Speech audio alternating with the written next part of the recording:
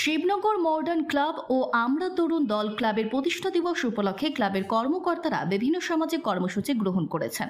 সামাজিক কর্মসূচির অঙ্গ হিসেবে রবিবার রক্তদান শিবির বসে আঁকো প্রতিযোগিতা, সাঁতার প্রতিযোগিতা এবং যোগাসন প্রতিযোগিতা অনুষ্ঠিত হয়।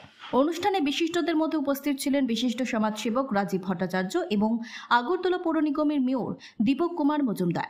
অনুষ্ঠানে বক্তব্য রাখতে গিয়ে সমাজসেবী রাজীব ভট্টাচার্য বলেন, শিবনগর মডার্ন ক্লাব ও আমরা তরুণ দল সবসময়ই বিভিন্ন সামাজিক কাজকর্মের সঙ্গে যুক্ত থাকে।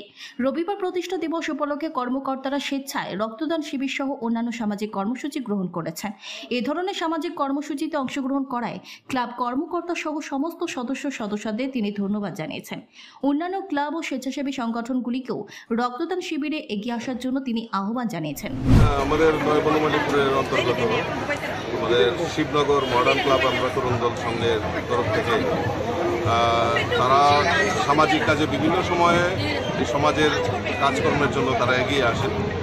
তার মধ্যে দুর্গাপূজা একটা আকর্ষণীয় তাদের হয় এবং সেটাকে সামনে রেখে বিভিন্ন সামাজিক অনুষ্ঠানে তারা উদ্যোগ নিয়ে থাকে।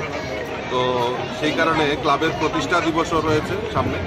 তো সেই কারণে আজকে তারা ব্লাড ডোনেশন, যেটা আমাদের রক্তদান মহৎদান আমরা সবাই জানি, এরকম একটা কাজে তারা ব্রতী হয়েছে এবং আমি তাদেরকে শুভেচ্ছা এবং শুভকামনা জানাচ্ছি ক্লাবের উদ্যোক্তাদেরকে, এবং আগামী দিন আরও তারা সমাজের বিভিন্ন কাজে এগিয়ে আসবে সেটা তাদের কাছে আমি অনুরোধ করছি।